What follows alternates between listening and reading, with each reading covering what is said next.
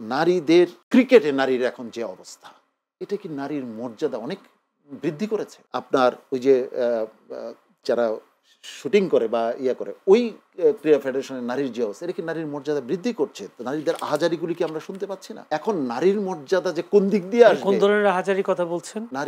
নারীদের ইজ্জত আব্রু ভুলুণ্ঠিত হচ্ছে, তাদেরকে বিভিন্ন জাতীয় দলে খেলার নাম করে তাদের তাদের সম্ভ্রমহানি করা হচ্ছে বলে আপনি সয়লাভ হয়ে গেছে। এই বিষয়ে একজন নারীবাদী কেউ কথা বলতে দেখেছেন?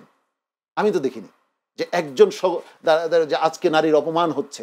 মনে পড়ে আপনার সেই পুলিশ কনস্টেবলের কথা, যাকে মিথ্যা ইয়াতে ফাঁসানো হয়েছিল যে টিপ পরেছিস কেন, সমস্ত নারীবাদীরা রাস্তায় নেমে এসেছিল। আজকে কোথায় সেই নারীবাদীরা?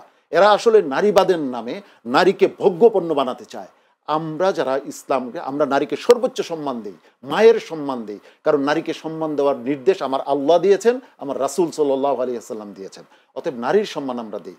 এখন কর্মঘণ্টা কমিয়ে সেটা কি করা হবে নাকি কর্মঘণ্টা বাড়িয়ে করা হবে, এই বিষয়ে আমি মানে কোনো মন্তব্যই করব না। এটা একান্তই তাদের বিষয়, এটা কারো সমালোচনা থাকতে পারে। আপনারা কিভাবে সম্মান দিতে চান? আমরা নারীকে সম্মান দিতে চাই, নারীর ঘরে বন্দি করে নাকি? প্রশ্নই আসে না। ইসলাম নারীকে কখনোই ঘরে বন্দি করে নাই, নারীর নিরাপত্তার শতভাগ নিশ্চয়তা দিয়ে। এটা হচ্ছে আমরা নারীকে সম্মান দিতে চাই। এখন শতভাগ নারীর নিশ্চয়তা, কোন এক্সাম্পল কি আপনাদের আছে? মানে এখন বর্তমান যুগে যখন জামায়াতের বিভিন্ন প্রতিষ্ঠান আছে, সেখানে তো নারীরা কাজ করে, কিন্তু সেখানে তারা 5 ঘন্টা করে দেয়নি জামাত। সেটাই। কিন্তু আপনাদের কোন এক্সাম্পল আছে কিনা? আপনাদের দলে কোন এক্সাম্পল আছে কিনা যে নারীদেরকে আপনারা নিরাপত্তা দিচ্ছেন বিভিন্ন প্রতিষ্ঠানে? না, দেখুন, নারীর যে নিরাপত্তার বিষয়টা, নাগরিকের নিরাপত্তার বিষয়টা, এটা কোনো রাজনৈতিক দল দিতে পারবে না, কোনো সামাজিক সংগঠন দিতে পারবে না। এটা অবশ্যই রাষ্ট্র ক্ষমতায় যেতে হবে। অতএব সেই দৃষ্টান্ত যদি আপনি আমাদেরকে চান, তাহলে সেই আমি একটা দিতে পারি।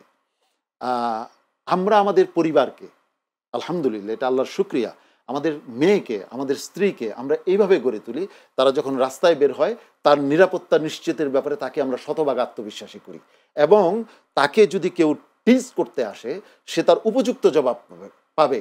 কেন?